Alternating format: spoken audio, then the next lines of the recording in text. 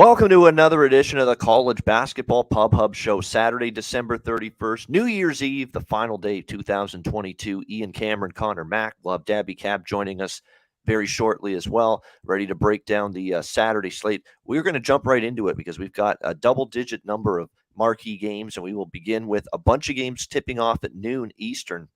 And we'll start with Virginia and Georgia Tech. We've got Virginia here, 9-point road favorites, 125 being the total in this one. I'm going to take a little shot here with the Yellow Jackets, Georgia Tech +9. It's just one of these games where these are two teams that are probably going to be solid on the defensive end of the floor. We've seen that much of the year. There's going to be limited possessions. There's going to be not a whole lot of pace. The total indicates that. When you look at this Georgia Tech team, yeah, they've had some tough results, but you look at a matchup here against Virginia, it probably kind of works out kind of well for them. When you look at it, last year they lost by 10 at home on the road to Virginia, but now they get them at home. It's one of those early start games. I find long-term in college basketball, road favorites, especially the bigger road favorites, don't do well in these early start games. And again, this is a noon start time.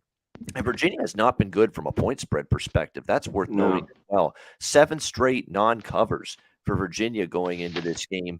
That, to me, is a little tricky to trust them here. We know they bring that same great, staunch, solid pack line defense, but same issues for Virginia as to why they're struggling to cover numbers is offensively. It's just very, very sporadic for them. And we've seen that on display again the last several games. And when you're going up against a team in Georgia Tech, what's even more concerning is Virginia's really been more of their success has been shooting from the perimeter. Well, Georgia Tech has a 6th-ranked three-point defense in the country right now. So I think it's definitely not a bad matchup for Georgia Tech, and I think it's worth a look here at +9 in this one. What do you think, Conor Mack, Virginia, Georgia Tech? Yeah, that's what I was going to bring up. Virginia just hasn't been good against the number. The last few, you mentioned 7 in a row. Yeah, the tough thing is with Georgia Tech, they haven't been very good either. North Carolina, they got blown out. They lost to Clemson by 13. I was hoping this was going to be double digits to move on him. So I lean their way. Virginia, too, just hasn't been the same since kind of Beekman got hurt. They just haven't seemed like they've been right. I think they win, but I don't blame you. I'd lean that way with the points. All right, we continue along here. Louisville, Kentucky. We've got Kentucky 23-point favorites, 137.5 being the total in this game. It's hard to believe that we are now, going to be in the new year tomorrow, 2023, and we're still at this point of the season talking about a Louisville basketball team that has covered 2-point spreads, 2-11 straight up, 2-11 against the spread. And it hasn't been pretty. They did get the cover last time out, though, against NC State on the road. They were 18-point underdogs, losing by 12. They have actually covered 2 of their last 4. They also barely beat Florida A&M, and then, of course, they had the loss against Lipscomb on their home floor. I mean, there's definitely going to be a point where Louisville's going to start to cover some numbers, and could happen in conference play just because they've been devalued by everybody so much. They've been devalued by odds makers. They've been devalued by the betting public.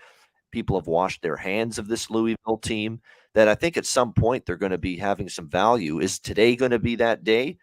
You could argue, yes, today could be that day. I mean, when you look at Kentucky, you start to wonder how good this team could be because they beat a mediocre Michigan team. We just saw Michigan lose to Central Michigan, a few days ago.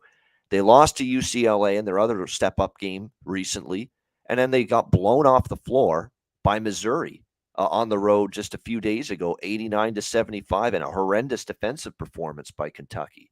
So on the one part of my handicap here suggests, well, Kentucky's a lot better than Louisville. They just got beaten soundly by Missouri. They're not going to take this Louisville team lightly, and they are going to wipe the floor off. They're going to wipe this Louisville team off the floor. But the other argument is, well, Louisville's undervalued now because they've been so bad. The numbers caught up to them, and Kentucky's been a point spread disaster themselves, failing to cover in 6 straight, 0-6 ATS in their last 6 games coming into today. So it's a really tough game. I'd actually take Louisville, believe it or not, before I lay it with Kentucky, honestly. What do you think here, Conor? Louisville versus Kentucky. And this is a CBS game. They probably thought this would be a pretty decent game before the season started. Not sure the CBS sports executives thought Louisville would be this much of a fucking disaster, but it's not quite the same luster to this game as it would have been earlier. Yeah, normally big game in the state of Kentucky Saturday morning. I don't want Louisville. I know this is a ton of points, and you're right. I do think they get maybe. I mean, they can't get really any worse. This is the bottom of the bottom. They were 0-10. They didn't even cover a number. And on the flip side, though, you mentioned it, Kentucky. I don't want to lay points with this team. They got drilled by Missouri the other night. Couldn't stop anything. What team's going to show up? They should be up for this one, but there's no way I'm going to lay over 20 with Kentucky. They probably win this one. Both these teams, Louisville can't shoot it. They're bad defensively, but if they don't get in the 60s, this will stay under. They've been money to the under as of late, so I'd lean under here too. Something, though, to keep in mind, Kenny Payne, the Louisville coach, he's got huge ties to Calipari, right? He was an assistant under him on staff at Kentucky for a long period of time. He kind of feels like this is that game where he's had this one circled on his calendar. I'm not saying this is why you bet Louisville. It's just something I'm throwing out there that, this I'm sure is something that's going to be a little extra in his system, going into this game today against Kentucky. We'll see if that matters, but definitely – it's obviously a mismatch on paper, but again, I've got some issues with Kentucky, and to me, it's disappointing because Kentucky's got the big guy Oscar Tshiebwe, they've got Xavier Wheeler, they've got C.J. Frederick, they've got an experienced team, they really do, and to see them kind of have these massively underachieving performances, UCLA and the Missouri game, these two recent tough games they've had, it's pretty disappointing on their end. All right, Virginia Tech, Wake Forest. We've got Virginia Tech 1-point road favorites, 140.5 the total in this one. I'll be honest, I'm passing on this game. I like both of these teams a lot. I like Virginia Tech. I like Mike Young.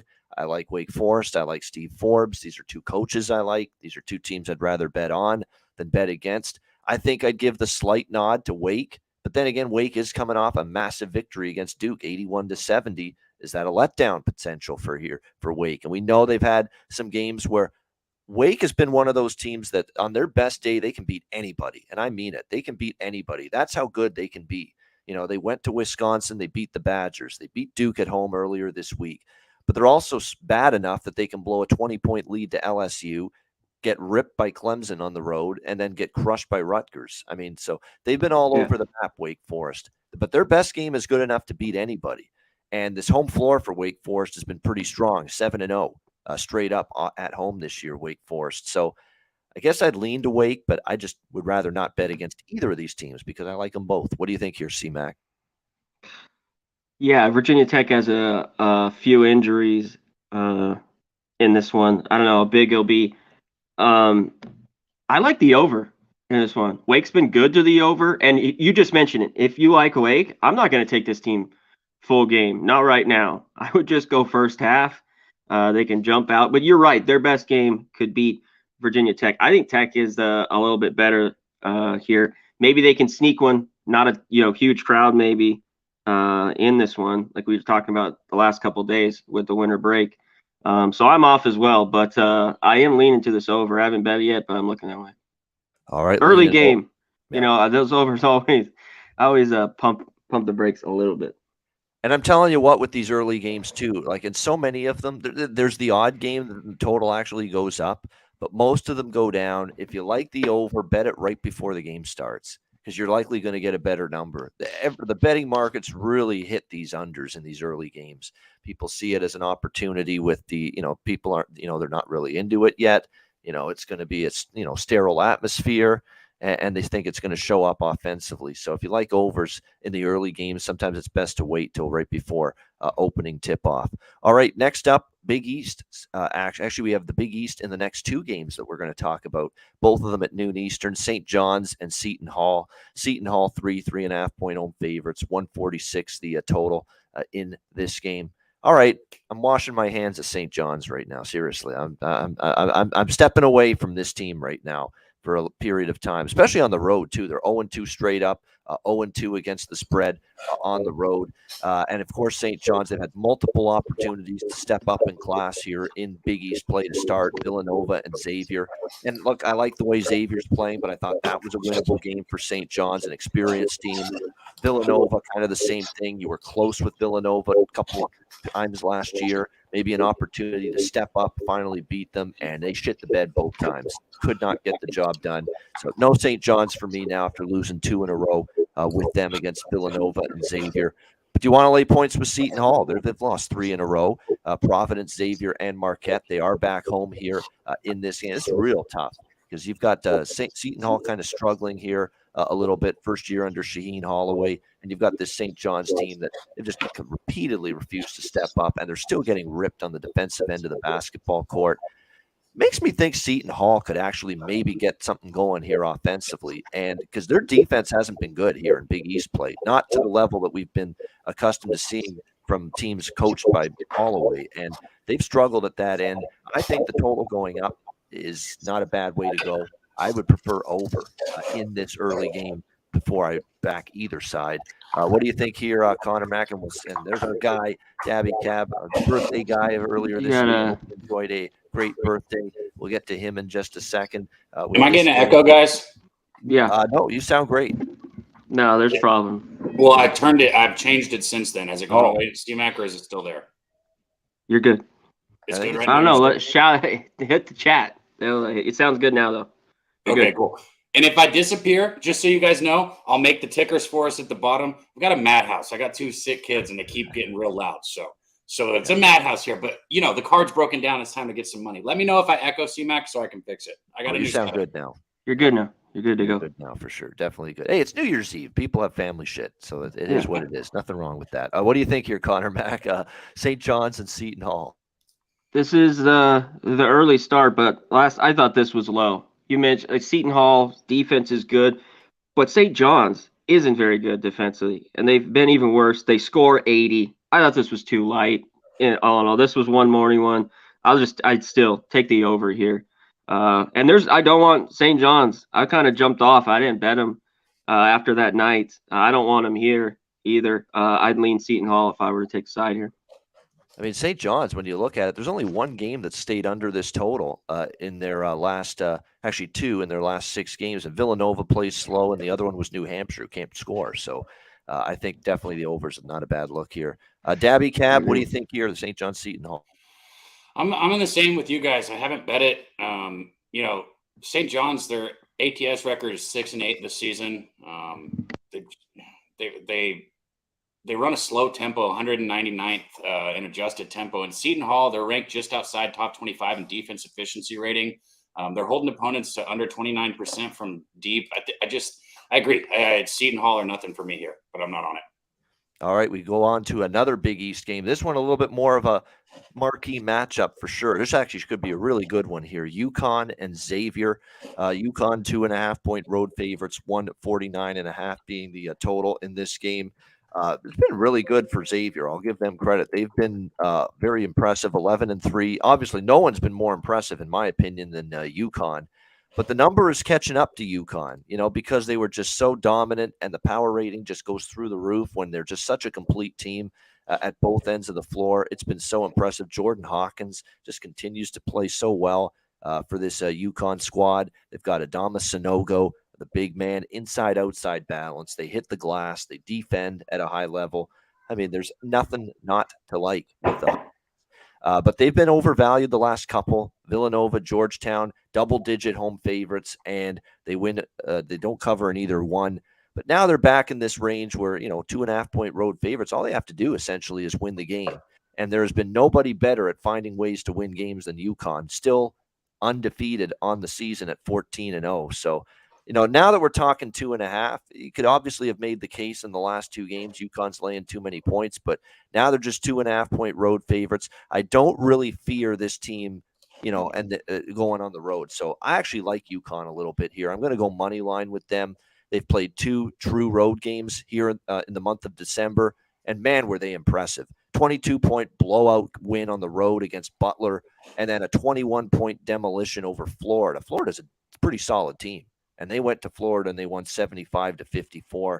They've actually played their best basketball. Their 2 best games this month were probably on the road, both of them. It's actually at home where they've been a little bit lackadaisical, sleepwalking, that kind of thing. On the road, it seems like you actually get better out of this UConn Husky squad. So, yes, Xavier's playing well. I think they're an excellent offensive team. I don't think they're at the level they can match UConn defensively, though, this Xavier team. And I think that's going to prove to be the difference here this afternoon. So, UConn money line for me. Connor Mack, what do you think? I haven't bet this.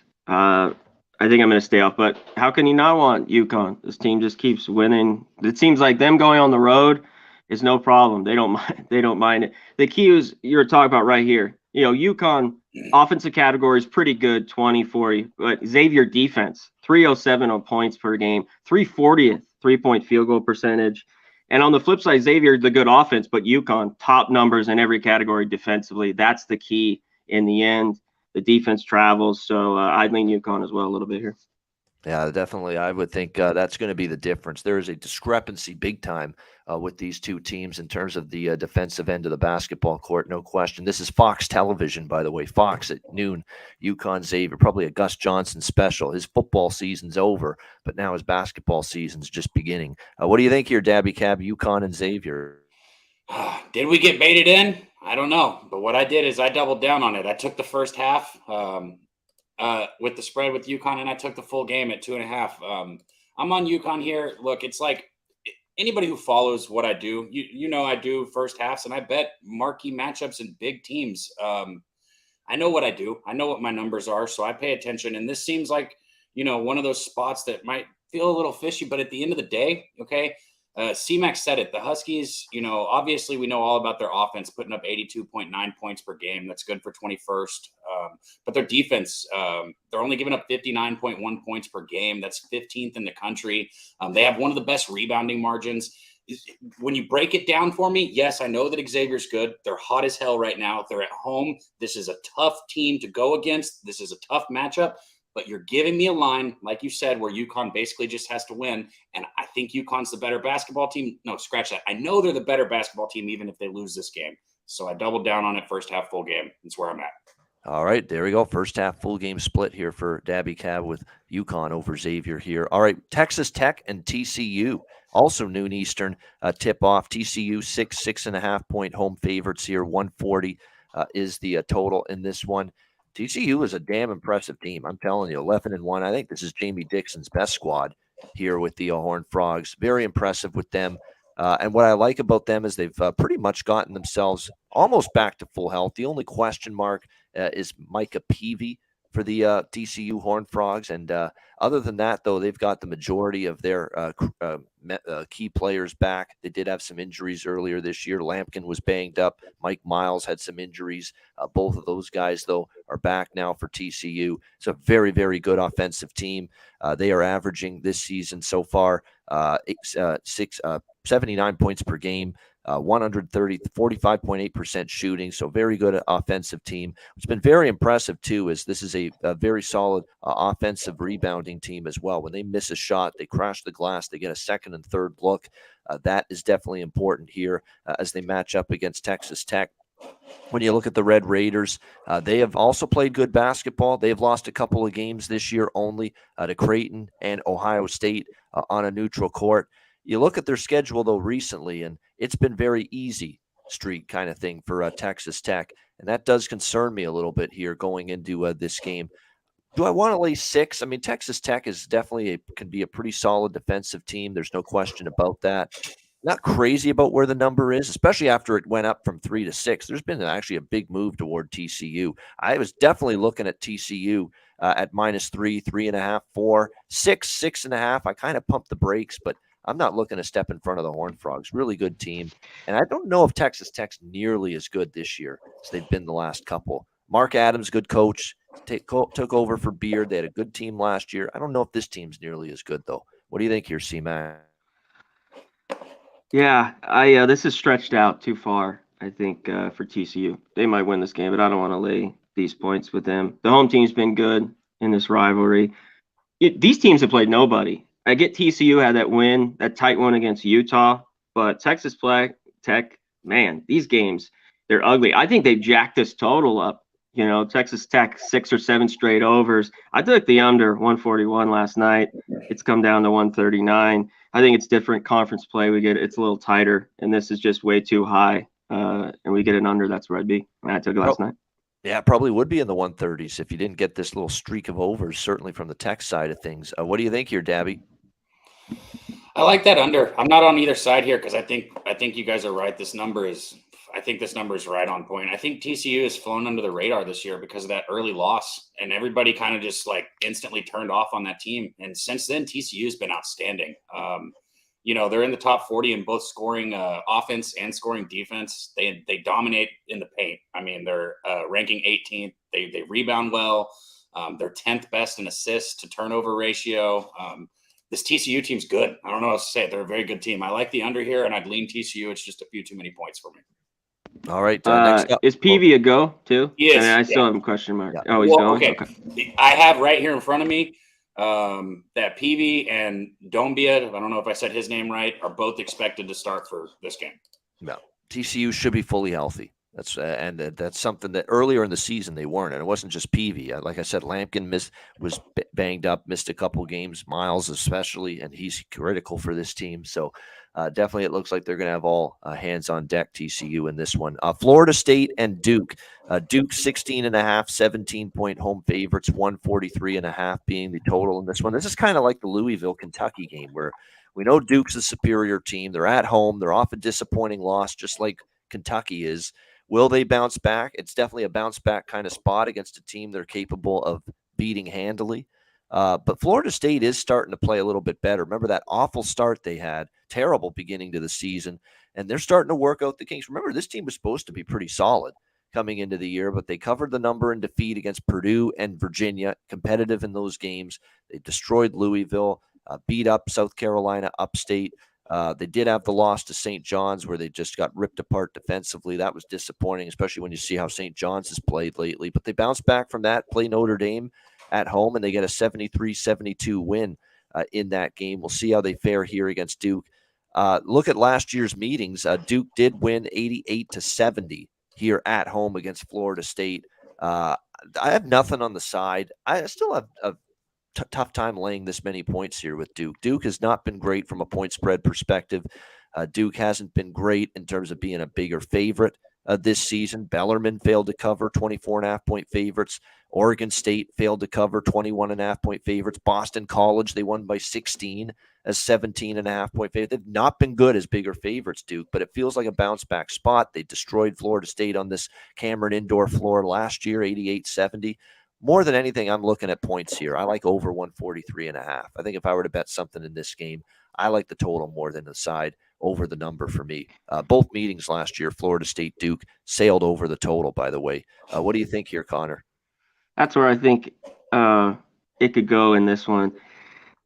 I think that, that game you talked about, 88-70, that could be similar, in this game. Florida State defensively still not there. That's the biggest problem. Duke should score in the mid-80s. In this one. Can Florida State hang around? I don't know. Number spot on for me. I'm not on this game anyway, but I would lean over a little bit.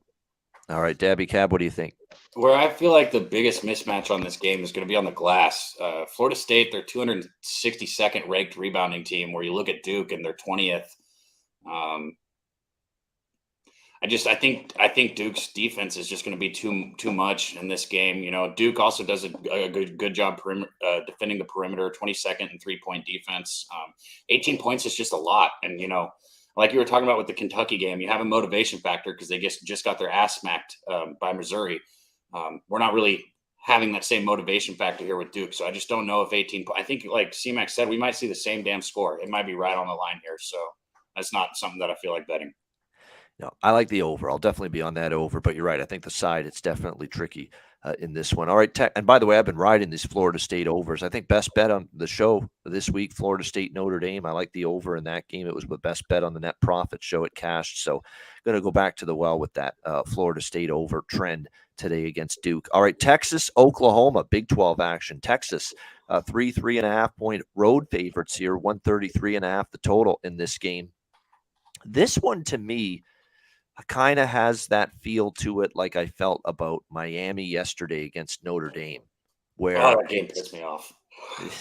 I had Miami first half. Oh, I was going to say, didn't you have you had them first half? Oh, shit. That explains it. Oh, man, you're right. They were down by 1, I think, at Yeah, they were. halftime. And then, of course, they just roared on like in the second half and took care of business. But I thought the road favorite was the better team, and there was a little gap between the two. I feel that way here as well. I think Texas is just a little bit better, a little further along than Oklahoma right now. Certainly, when you look at it, a little bit better defensively, which is always key, especially on the road. If you play good defense, that's going to travel along with you. We know Chris Beard's going through his whole scenario with the assault case and all that shit. It doesn't look like it's bothering the players too much. It's not one of those situations where, they're distracted, they can't play well, with that going, that black cloud hanging over their heads. No, they played pretty well. The one thing I do want to point out, though, is last year Oklahoma did give Texas a game here, 80-78. Now, Texas was won and covered 3 straight against Oklahoma, but last year it was a pretty close game here at Norman. And for as much as I've had issues with trusting Oklahoma when stepping up in class, facing good competition, they lost to Arkansas by double digits. They lost at Villanova. We did see on their neutral court last game, 62-53 win against Florida. The big concern that I have, too, is the layoff that Oklahoma is dealing with. 11 days since that last game. I just feel Texas is probably worth the look here in this one. It went up from 2 to 3.5 now. I would still lean Texas in this one. Small bet, nothing significant, but I did play Texas small here as a short road favorite. Connor, what do you think? Yeah, I'm off this game. Oklahoma's been good for me. When you go through these two teams, the one thing is Oklahoma's scoring. That's the lone thing they trouble. And Sherfield's got to be the guy. I mean, this guy's how to hit seems like 3 or 4 threes a game because the other guys on the team can't shoot it. They're not very good rebounding team, so Texas could take care of it there. I don't know. I just see a tight one in the end. This is just I'm gonna be off. I'm off. All right, off. What do you think, Daby Cab? I like it. It seemed like on these Saturdays, some of us were aligning a little on these, Ian. I'm on Texas also. I took them first half -1 at -117, so paid a little juice for that -1. I got it early. That's probably moved, but I still like it. Texas, they're putting up 83.8 points per contest. That's got them at 16th in the nation. And where I think the discrepancy in this game is going to show is just Oklahoma has struggled on offense and their tempo. They run a very slow tempo. And I know the whole thing with the coach going on with Texas, but I think their depth and their experience should be able to lead them past it. I mean, this is a rivalry game. It's Oklahoma, Texas. It might not be the Red River shootout like it is in football, but it's still Oklahoma, Texas. And these kids want to beat the shit out of each other. It is what it is. And I think kind of like what I was saying with UConn, I think Texas is a better team. No, let me rephrase that. Even if they lose here, Texas is a better basketball team. So you're giving me a short number with the better basketball team. It's kind of my MO. I'm on Texas. All right, on Texas here for Daby Cab in this one. All right, Boston College and Syracuse next up, ACC action. We've got Syracuse here laying a pretty sizable number, around 9.5, 10-point home favorites, 133.5 being the total in this game. Boston College, I'll tell you what, nice win for them in their last game against a pretty solid Virginia Tech team, 70-65, overtime victory. Can they bring that with them on the road is the question. Yeah. That's the real big because they're 0-2 straight up, 1-1 against the spread on the road. But the road losses were by double digits to both Duke and Nebraska. You got Syracuse coming off a loss against the surging Pitt Panthers. And I'm so friggin' pissed I did not bet them yesterday. But I was worried a little bit with Hughley's status up in the air. I've been riding that Pitt team, and I did not take them again yesterday. I'm so upset. But nevertheless, hey, to keep riding them. They've been on an incredible run. But Syracuse lost to Pitt. I was on Pitt in that game against Syracuse earlier 11 days ago, and Syracuse loses 84-82. Both of these teams have been off for double-digit number of days. We'll have to see who can recalibrate themselves quickly from that. Last year Syracuse won by 9+ in both meetings against Boston College. They've pretty much dominated this series recently. I mean, I do lean a little to BC, but I don't know if I've seen enough quality from them on the road necessarily to trust them here in this kind of spot. And from a totals perspective, Look, Boston College has been a little undervalued. People, a lot of unders early in the season, and generally speaking, they're an under team. They don't play fast. They're not a great offensive team, but their totals have been very low lately, and they've been going over as a result. 5-1 to the over their last 6 games. I definitely think Syracuse is an over team. This is another one where I think the total is a little light. I'd look at the over here, 133.5. Lean to the road dog as well. What do you think, Conor? BC and the Cuse. I don't want anything to do with this. Can BC score on the road? And I don't think Syracuse, great defensive team. So I think the number's right there at 10. Syracuse probably wins, but I don't want to lay it with them. The defense just seems to come and go at times. It's just they can kind of hold a team down, and I don't want to lay points right now with the Qs, even though they probably win this one. And you mentioned Boston College. They're going to have a few good wins on their home floor. It seems like every year, but they hit the road and just struggle. But before I throw it here, the Cab, we got to give a shout out to the chat. Yes. So let's do it. Last show here before the new year. B-Ball, Rocco Rogers, X-Cow, Nasty Nate, Kurt Gregg, Jake Peasy, my guy Justin, what's up, my man? Jacqueline, what's going on? Ick, Schnizzle, the guy, 420 in the house. Jake Burns, DJ and Dude, MDR24, shout out to you, my guy. Danny Lopez, Gerald Jones. Hit the like button. It's the least you can do. That's all we ask of you. And look at all this. We should already have 100 in here. We will. But look at that. All lined up. All members, Cab. Shout out. The best That's goddamn a beautiful thing in the goddamn game. Go ahead, my man. Beautiful thing, man. Like you said, it's shout out to all you guys, man. I want to go back out, but man, members, hit the like button for us, guys. I'm in the same boat here. I don't really want to lay it with Syracuse.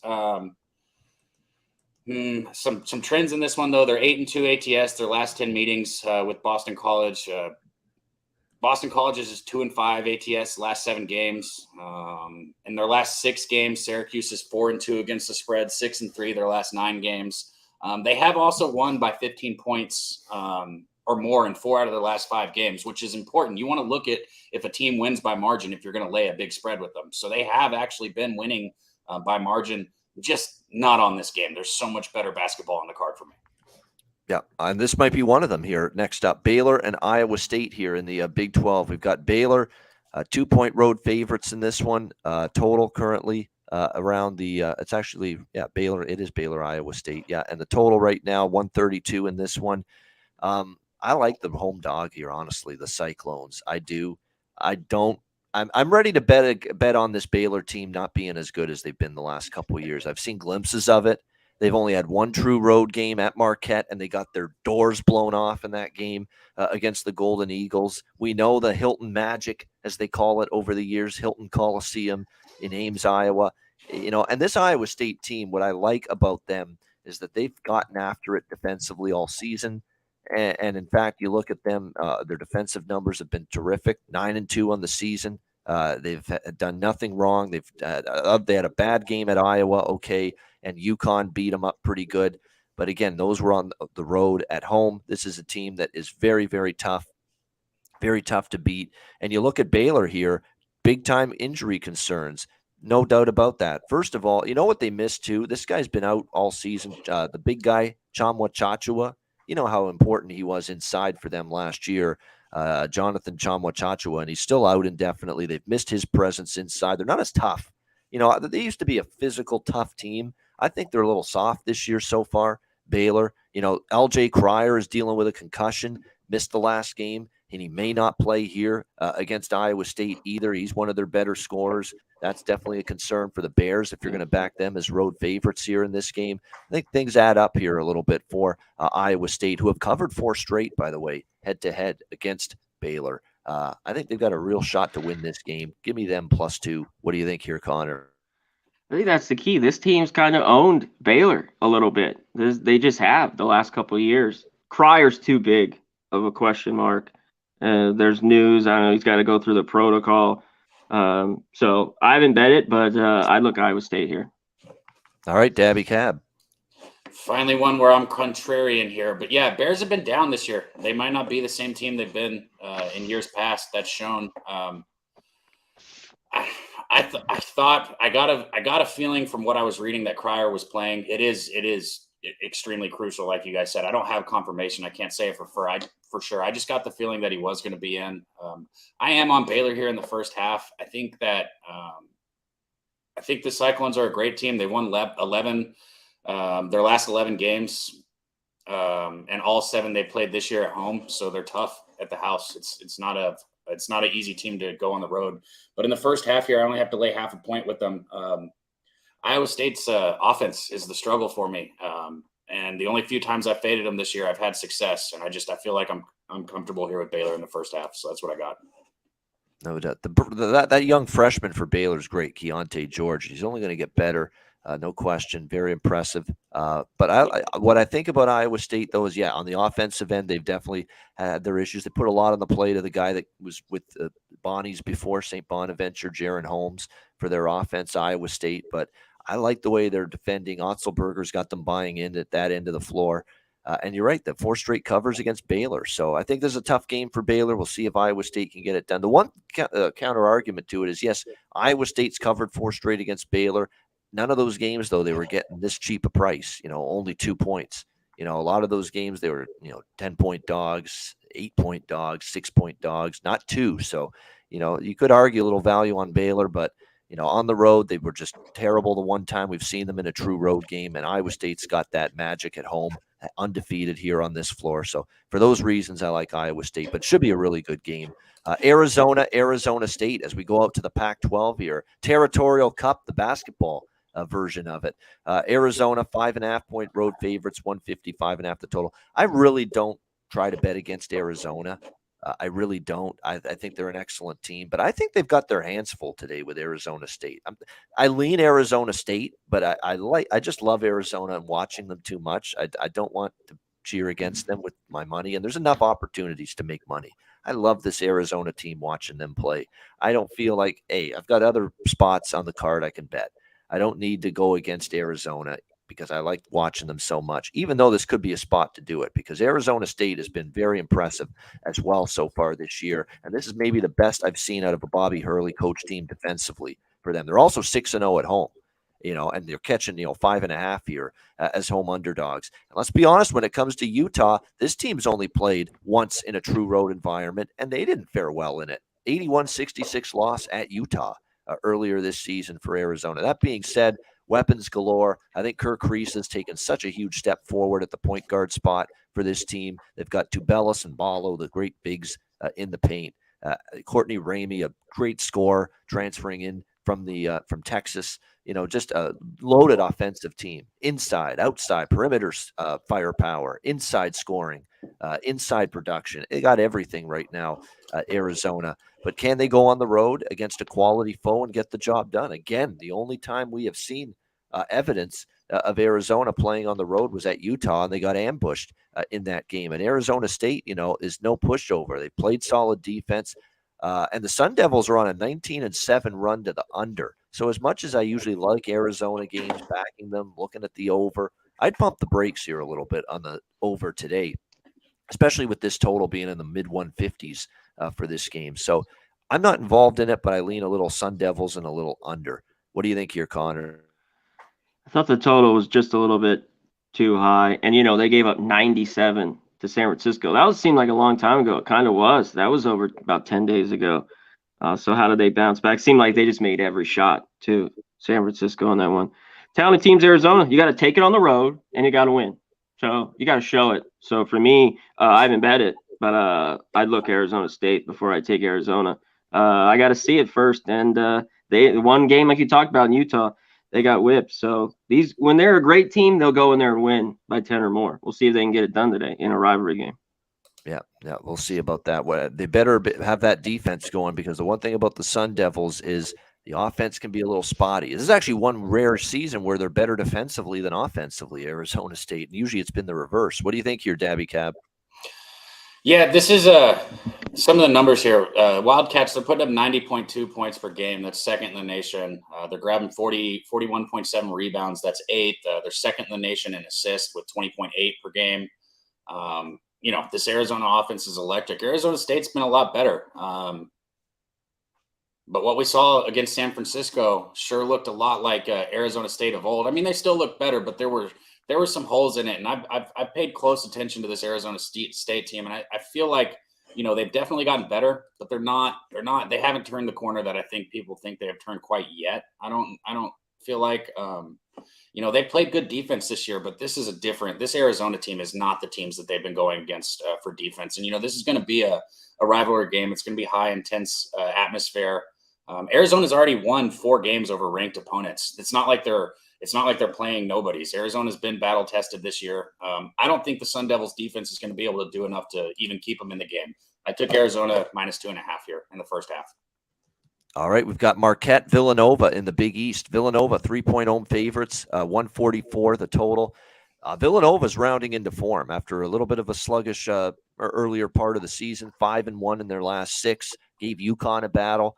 So they've definitely done a nice job. Kyle Neptune, first-year head coach. You're taking over for Jay Wright. That's big shoes to fill. And maybe early on it took some time for Villanova to get their game going. But that Villanova tough, strong defense is back for the most part. UConn, they struggle, but UConn's UConn. I mean, a lot of teams are going to struggle against them. But other than that, their defense has gotten back on track during that win streak. We'll see if they can handle Marquette, one of the real good offensive teams, one of the best offensive teams in the country, and certainly in the Big East Conference. They can light it up, 82 points per game, 22nd field goal percentage at 49.7%. So this is a very efficient offensive team. Going to be interesting. What a great battle, because you've got basically this great offensive team of Marquette versus a defense in Villanova that has certainly rounded into form, played a lot better the last 6 games or so. Villanova's undefeated at home. They're actually only 2-3 though against the spread in line games at home this year. At Pick'em, I could make a case for Villanova. -3, no thank you. Especially Marquette's played really well. Marquette's 2 losses since the beginning of December. Wisconsin by 3 in overtime. Providence by 5 in overtime. Games they could have won. So I think this is a close game. I think this is a competitive game. Now that it's gone up to 3, I'd take Marquette now, if anything, at +3 rather than Villanova. But just a lean for me. What do you think, C-Mac? Marquette, I remember beat them both times last year. The biggest problem for me, though, is Marquette on the road. They have been better. I think they beat Notre Dame. They lost that OT game where I had Providence, that one that was crazy, 103-98. Yeah, the struggles on the road, I just can't. I'd lean Nova here a little bit. I just haven't been able to trust them, laying 3, but that's where I'd be is with Nova here. All right, Daby Cab.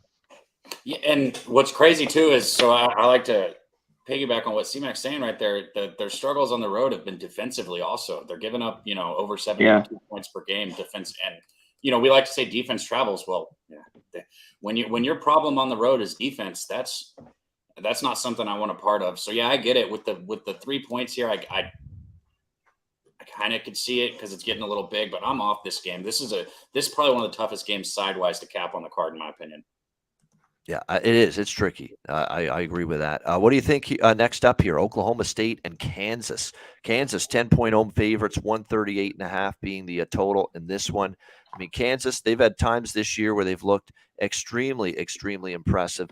Oklahoma State defensively can be, pretty tough sometimes. There's no question about that.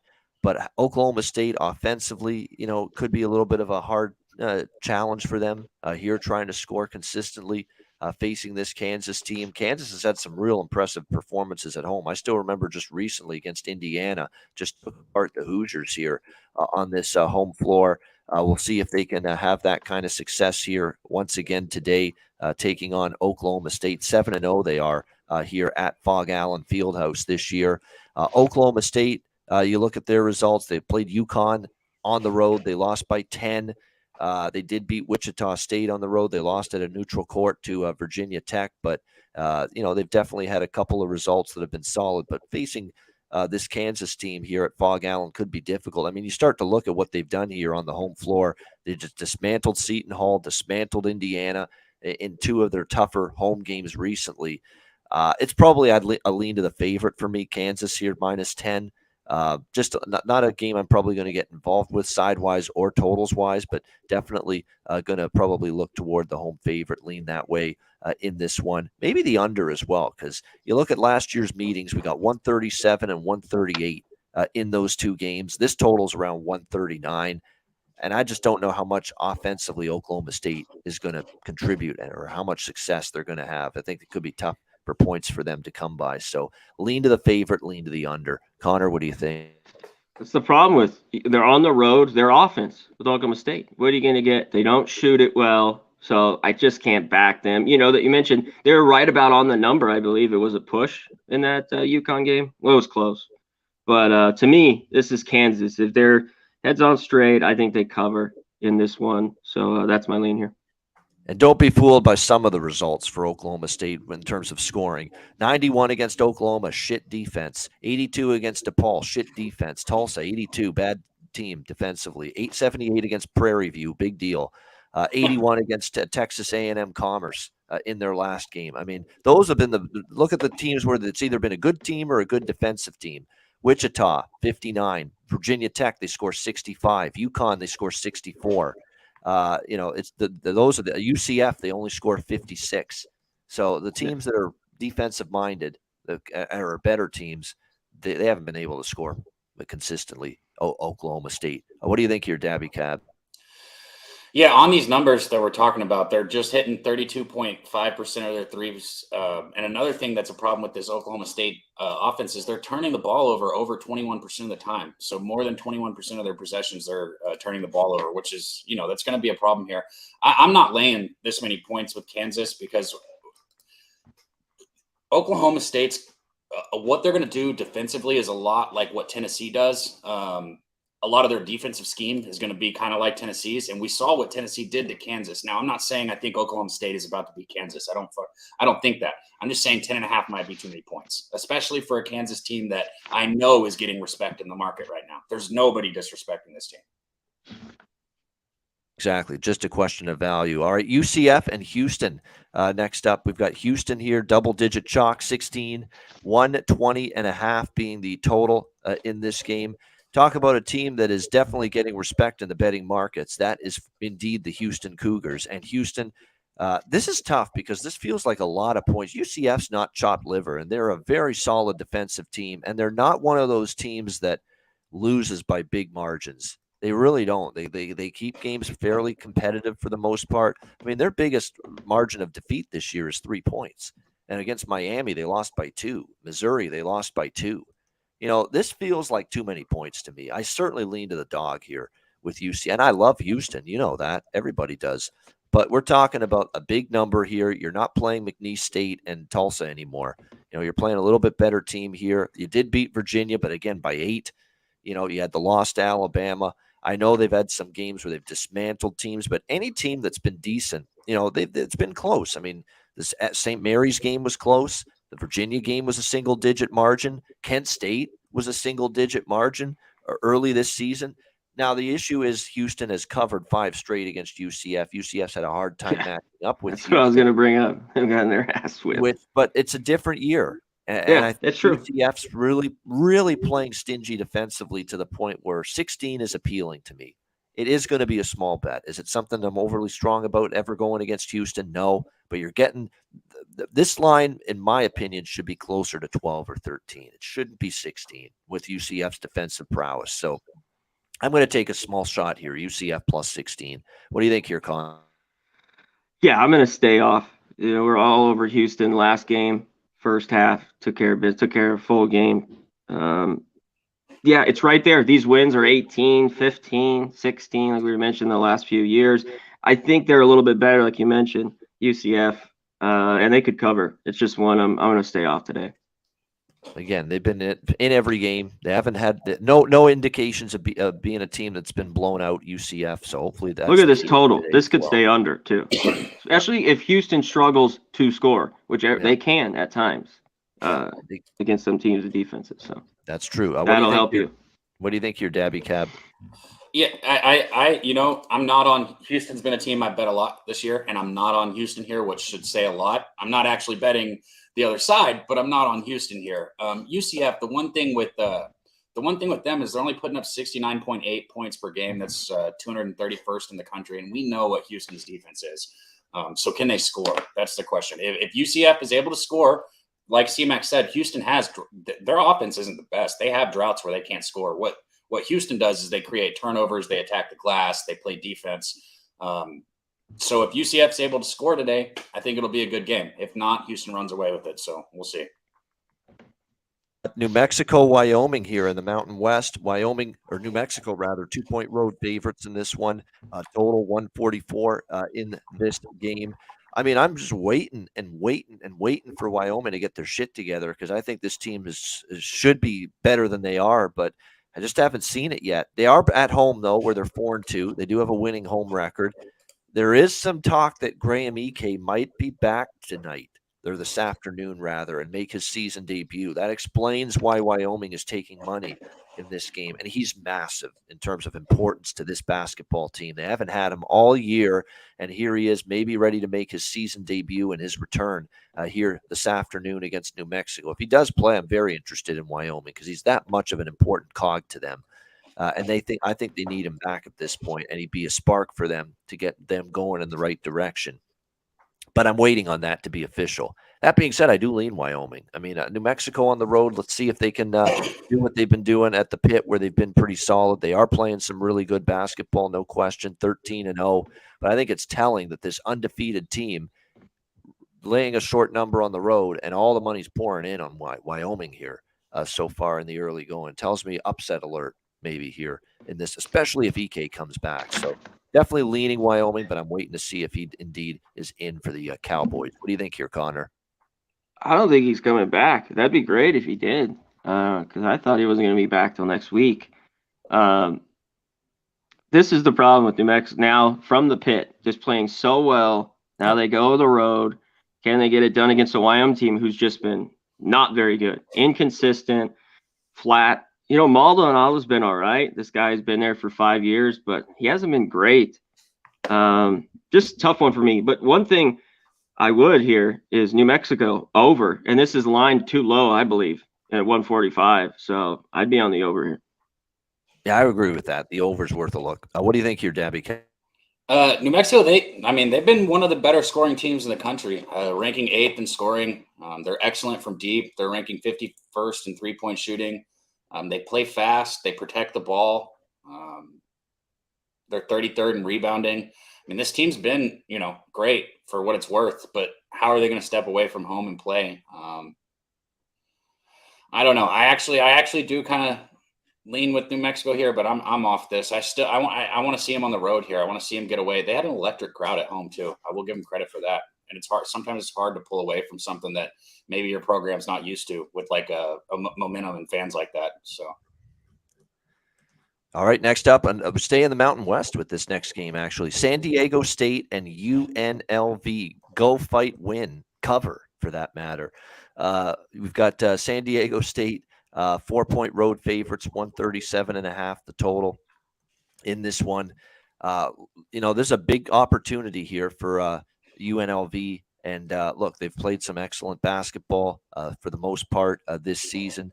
11-2, 6-1 here at the Thomas and Mack Center on the year, but they are off a loss at San Jose State. I was worried about that spot. I said we talked about UNLV San Jose State on the Net Profit show earlier this week. I said I did something about laying 5 on the road with UNLV with this big CBS television showdown against San Diego State coming up. Was not the great spot.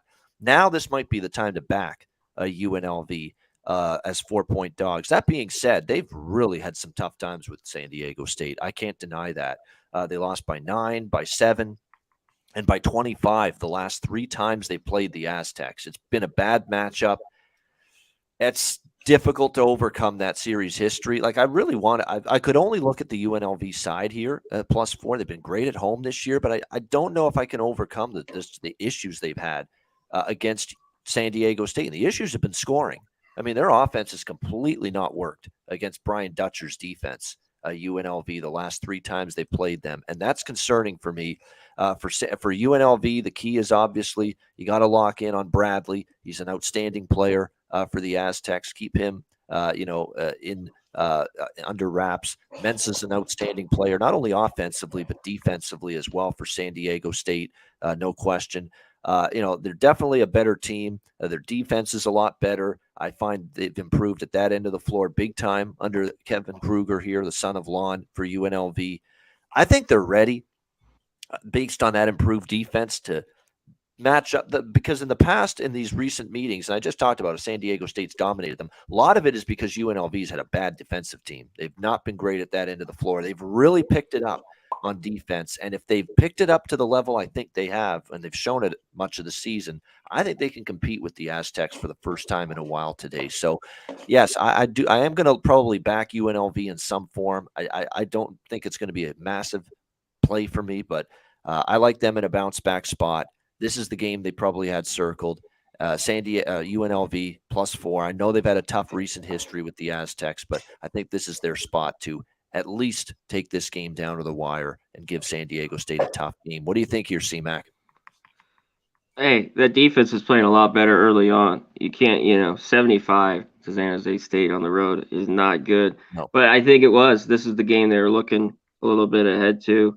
Harkless, I think at home they do have a good shot. But what I like the most about this game was the under, and it's already taken a hit down 3.5 points. So I think it could still stay under this total. And yeah, I don't know if I get there with UNLV.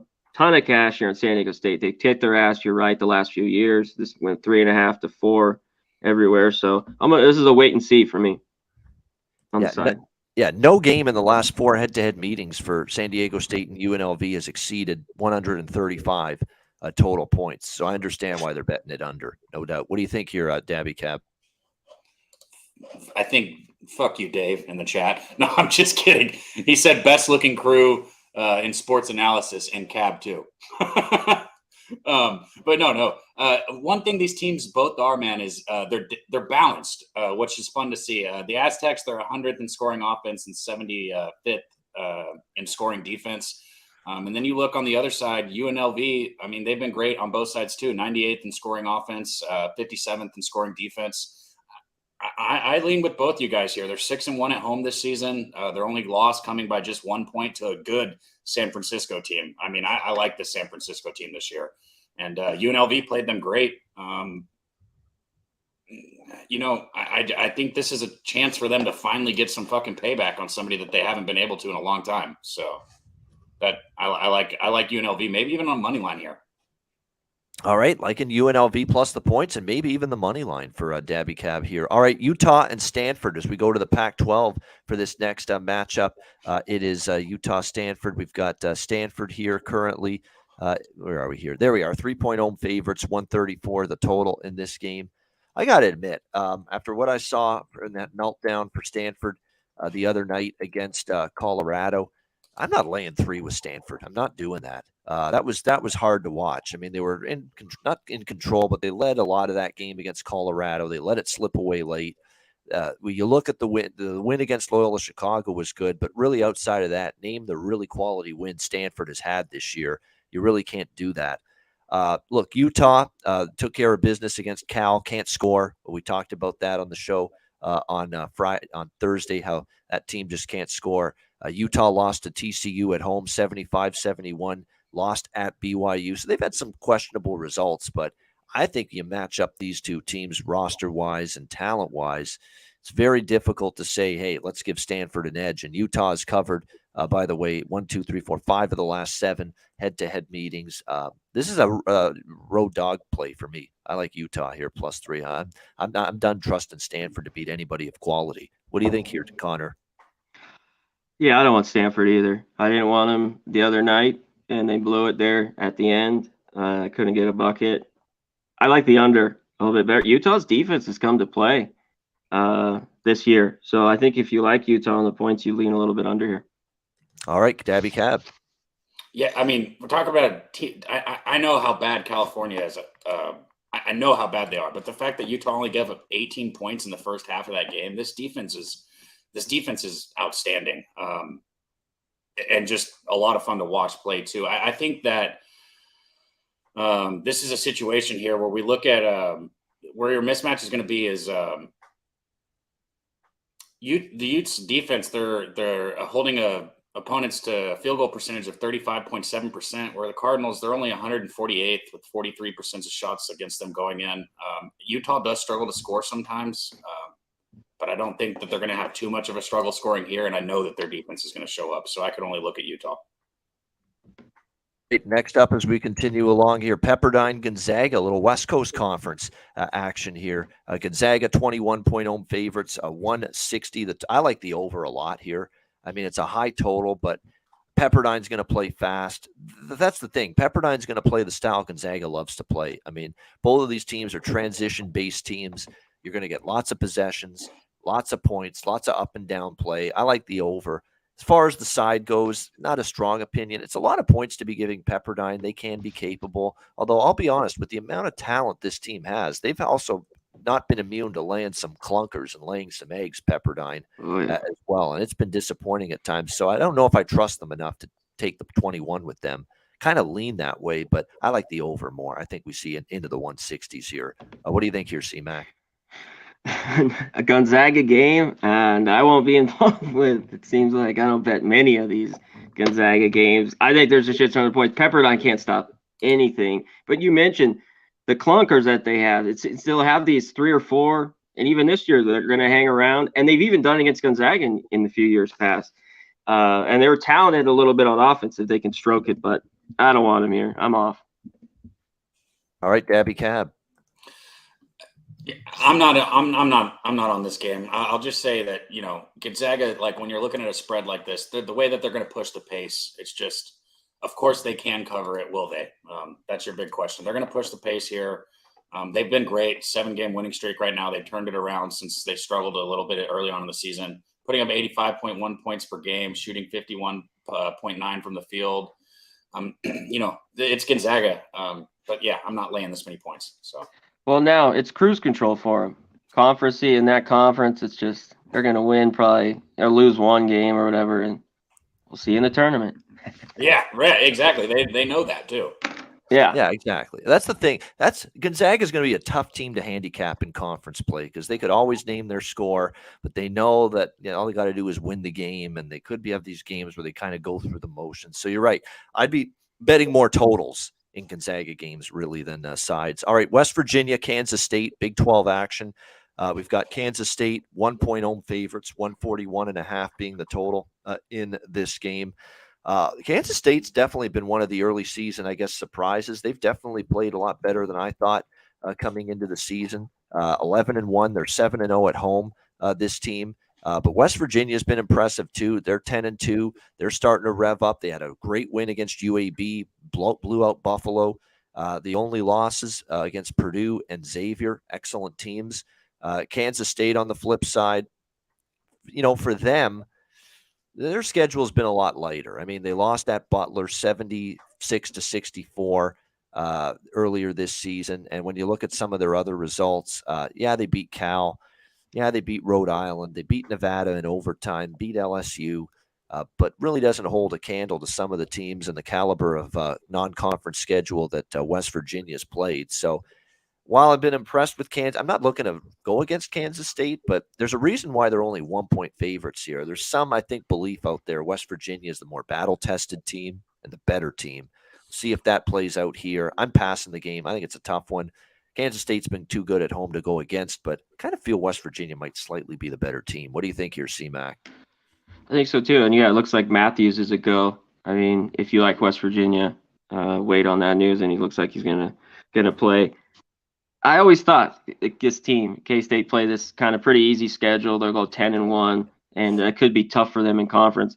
They were at the bottom, the ranking. I think they were dead last or second to dead last. I don't know.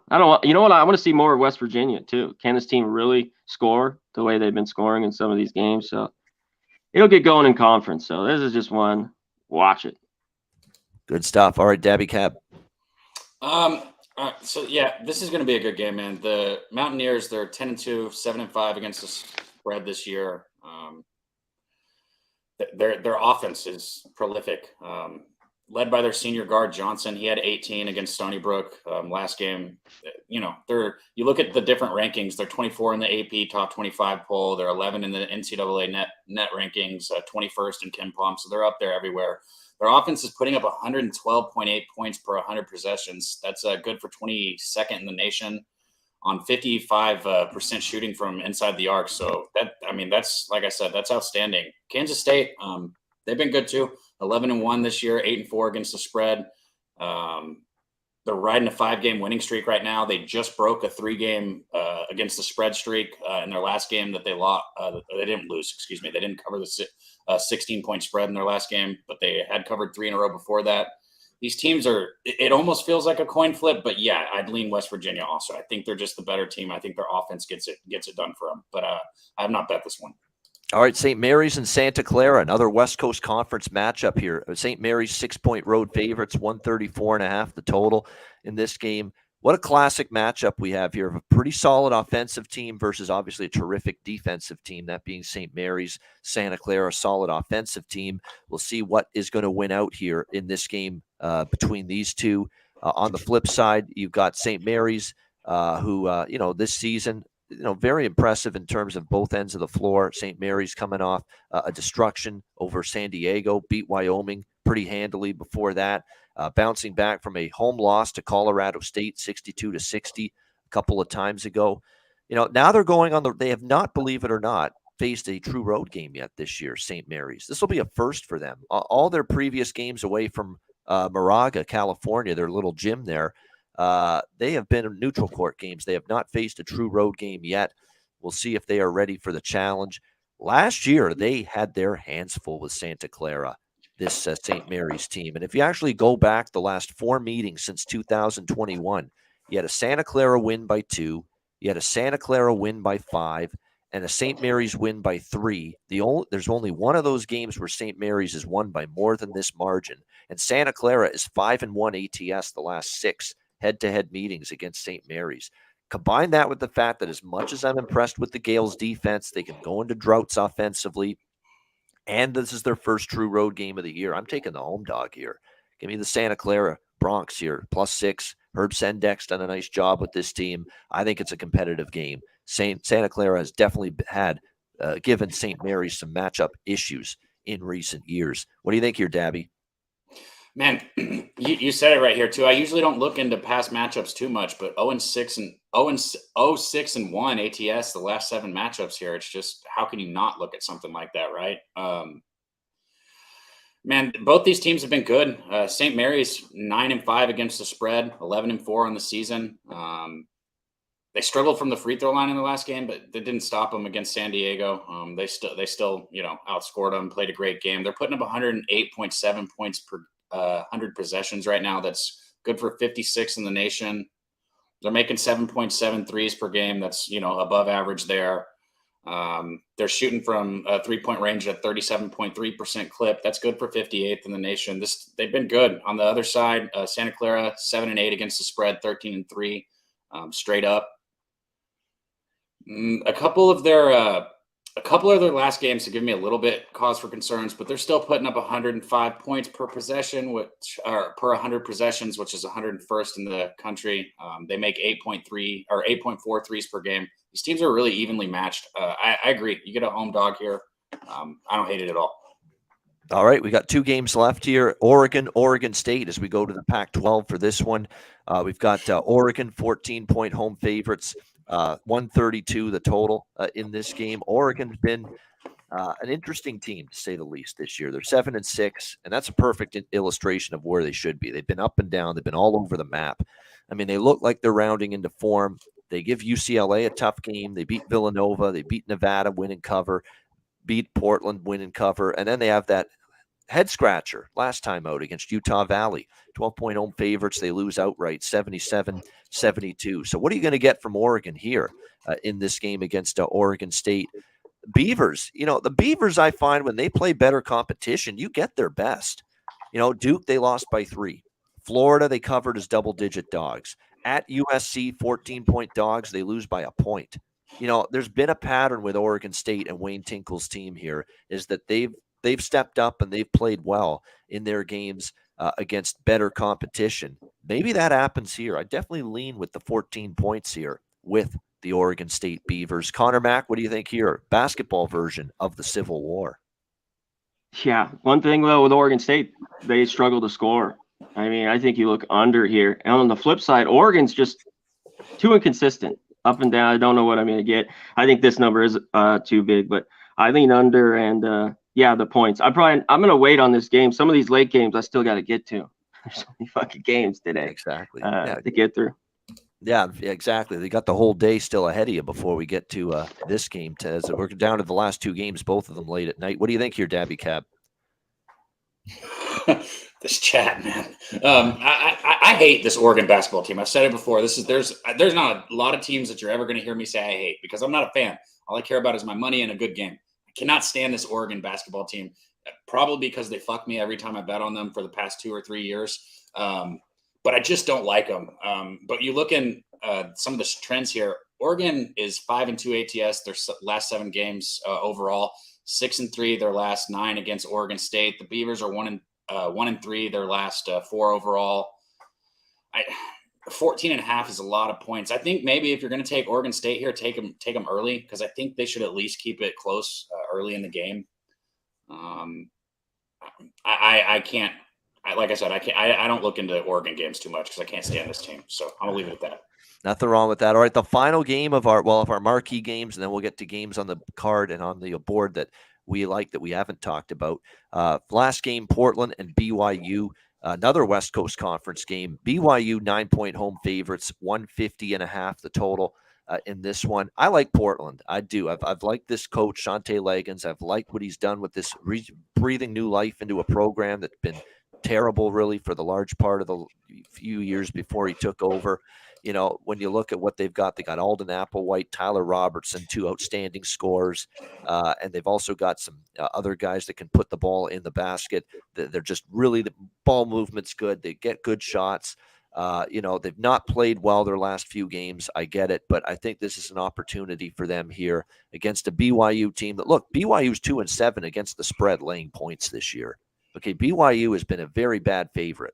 I think this is an opportunity for Portland to step up here against this Cougars team after some rough patches, and I think they hang in there with BYU. I like the +9 in this one. I'm just not trusting BYU. They've been bad favorites this year.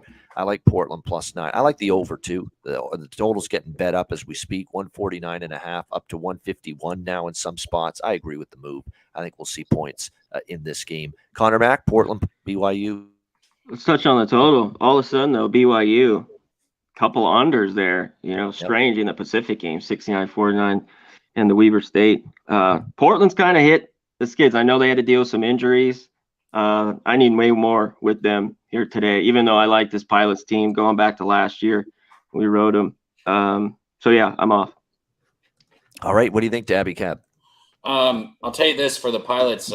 Last game, they missed their junior forward, Moses Wood, putting up 13.1 points per game, 6.4 rebounds. He's questionable with a foot injury today. His absence would be a huge blow to this Pilots team. So if you're going to bet him, that's one thing I'd look into. I can't get clarification. I've actually been trying to find. I can't get a for sure answer one way or another. They're just missing too much. With him, that's even more. They already got guys out for the year, out indefinitely. So yeah, he needs to play. Right. Yeah. So with roster questions, I'm off this game. All right, there we go. That is the marquee games. Connor, let's go to you.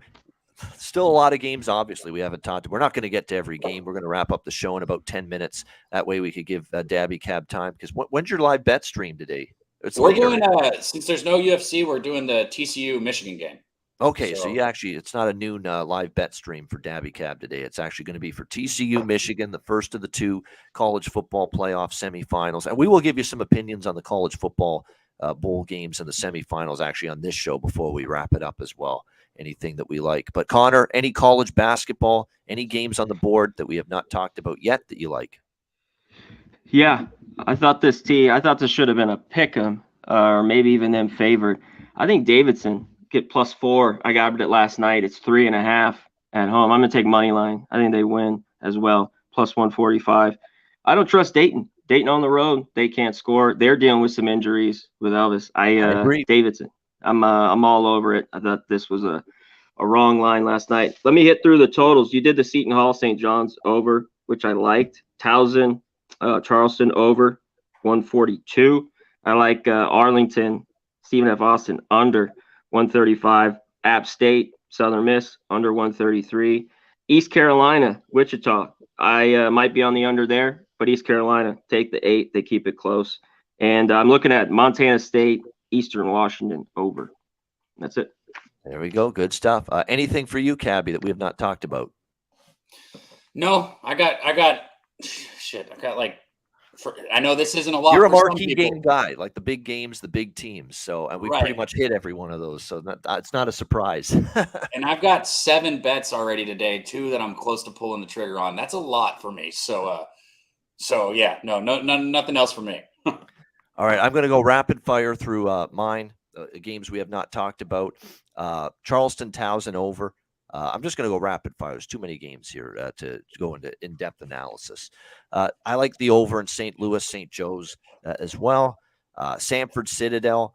I like the Citadel a little bit there, plus 4.5 in that game. East Tennessee State VMI. Look, they did me wrong the other night, but I'm going to go back to the well with the key debts one more time. VMI plus 5 against East Tennessee State.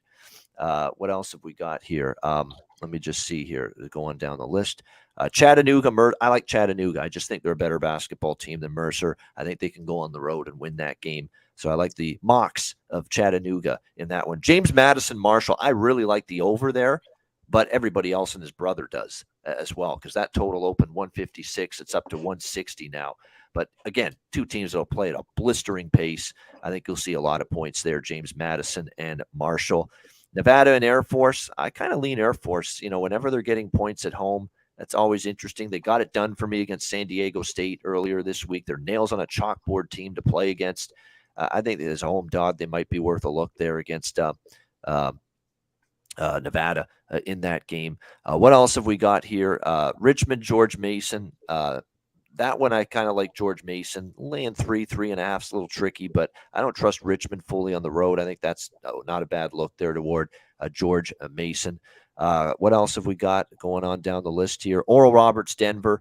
Oral Roberts, I lean that way, but the number's gotten up there at 11 in that game. I like the over with UTSA and San Antonio. That's a UTSA and UAB, I should say. 154.5 up to 156.5. I think that is definitely a good over bet there. Should see points. I like Middle Tennessee State a little bit, minus 5.5 against Western Kentucky. Not a big fan of that Western Kentucky team. I'm mining for units with UTEP today, laying the short number against Rice. I think there's a bigger difference and gap between those 2 teams than UTEP. They were laying 2.5 at home, which I thought was way too low. It's up to 4 now. I still like UTEP. I think you can still play it. UTEP minus 4. Against Rice. I'm going back to the well with a team that's been great in the underdog role. All they do is cover when they're catching points, and that's Tarleton State plus 3.5 against Abilene Christian. Give me the Tarleton State squad. All they do is another nails on a chalkboard defensive team, slow it down, play half court. Plus 3.5 against Abilene Christian, worth a look there. Portland State, Sacramento State, kind of look at the over in that game there. Let me see what else here. Cal Baptist, Seattle, another overlook for me. Same with San Diego, San Francisco. I think that's worth a look to the over in that game. I kind of like the Toreros a little bit too. Plus 10 against San Francisco. San Francisco's played a couple of these just incredible performances. I don't know if they can sustain it, for another game. Now they're laying double digits. I think San Diego might hang around in that game a little bit. And then on the added board, there's not a whole lot. Bryant, I always bet their games over the total, and I did again with Binghamton. 153 there in that game. Sacred Heart. No, Long Island, Brooklyn's pretty bad. I laid 6 with Sacred Heart. Smaller play there. Sacred Heart's been up and down, but it's just so bad from LIU, Brooklyn. Stonehill, St. Francis, PA. I like the over there. And I like the over, and someone I think in the chat mentioned it. Joey did. Queens and Eastern Kentucky. I was stunned that total was in the 140s as well. I thought that was extremely low. Queens will push the pace. We know Eastern Kentucky certainly does as well. Neither team great defensively. So, yeah, that total now is getting bet up a little bit. I agree with it. So I like that Queens, Eastern Kentucky over 150. Yeah, 150 is the total in that game. So there you go. Rapid fire through the Couple massive. bets there, huh? Yeah. Shit. Typical Ian Holy Cameron. shit. Yeah. How about I that? love it. All in 2 minutes. So there you go. All right. College football. Let's go into college just briefly. K-State, Alabama is a tough game. I think if you got Alabama like when it was 3.5, 4.5, and we started to figure out that Will Anderson, the great defensive end, is playing, and Bryce Young's playing, and he's about as healthy as he's been in a long time. I understand if you bet Alabama then, but now that it's up to 7.5. I mean, Kansas State, this is their Super Bowl. They are going to play this game balls to the wall. And I'm still questioning just how fired up and into this game Alabama is for a team that's used to being in the playoff and playing for national championships. Keep that in mind. So I think at 7.5, I'd look K-State at this point. I like the over. I think you're going to get points in this game. I do like that. It's 56, the total in that one. And then briefly on the playoff games, like Michigan in the first game. Smaller lean to the over in that one, and I would really like the over in the Ohio State-Georgia game. I think you're going to see points. I think Ohio State's going to be able to throw the football on Georgia. Georgia's secondary is still a little leaky, and that's a concern for me. And I like the C.J. Stroud over passing yards prop in that game. Think about it.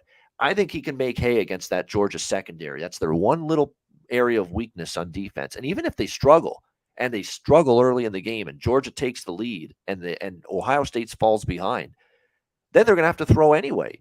And C.J. Stroud can still get those passing yards over the passing yards prop, which is 276.5. I think he can get over that number. And I like the over in that game.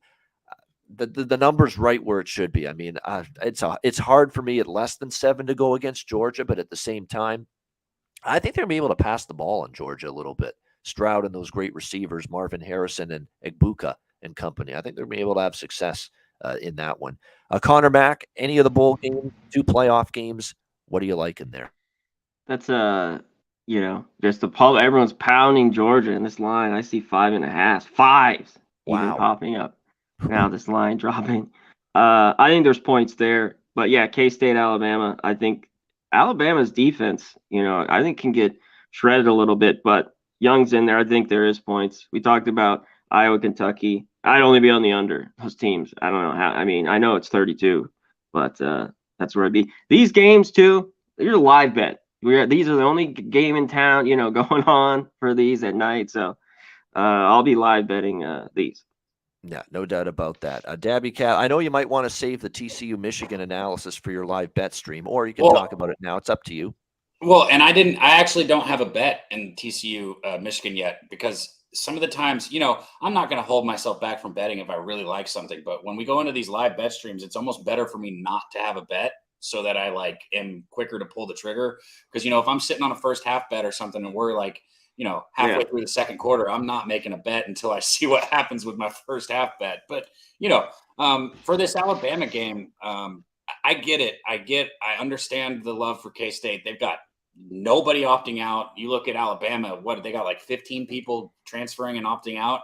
But people, you have to understand something. Like, Alabama's going to have a bunch of people move every year regardless, because there are kids who think they're the best player in the fucking world, and they go to Alabama and they sit on the bench. It's just what happens. And then they realize, oh, I could go to all these other schools and I'm starting. And I'm not just starting, I'm making a difference on this team. But at Alabama, your ass is sitting on the bench. So, take that for what it's worth. I agree with CMAC when their defense is going to have some holes, but what pushed me over the edge and put me on Alabama in this game is the fact that Young and Anderson are playing. Those are Heisman Trophy caliber athletes that are going to be leading this team. And when we talk about motivation, if Nick Saban loses this game, this is his worst season in a long time. So he has to find a way to fire his team up. And I got to believe that some way that he can do it. So I took Alabama here. I got him earlier before the line moved a bunch, but yeah, I'm on Alabama. And also another thing, Saban and the Crimson Tide are on a 14-game winning streak in the month of December. Yeah, definitely. Keep that in mind. I didn't even talk about the Music City Bowl. That's a complete snore fest, in my opinion. Iowa and Kentucky. I'd bet Iowa if I had to, but I'm not laying points with Iowa. But Kentucky, they got a lot of opt-outs for that game. Kentucky and no, Both teams. zero. They can't No score anyways, and both sides. Yeah. Their quarterback, their running back, receivers are not even playing. I don't. Yeah. It's a shit show. Who's going to be watching that when Kansas State, Alabama is going on at the same time? And then there's college basketball on top of that going on as well at that time. So, yeah, good luck trying to pull in the ratings for that Music City Bowl as far as I'm concerned. All right, good stuff. And, yeah, I'm on Davidson too. I didn't mention it in my rundown, but that's because Conor did. I like Davidson. I'm on the same bet there, plus the points against Dayton. All right, great stuff. Hit the like button. 138 live viewers. It's our last show before the end of the year. Hit the like button. We appreciate it very much. We got best bets coming up to wrap up the show right after we hear from Manscaped and Southtown 101.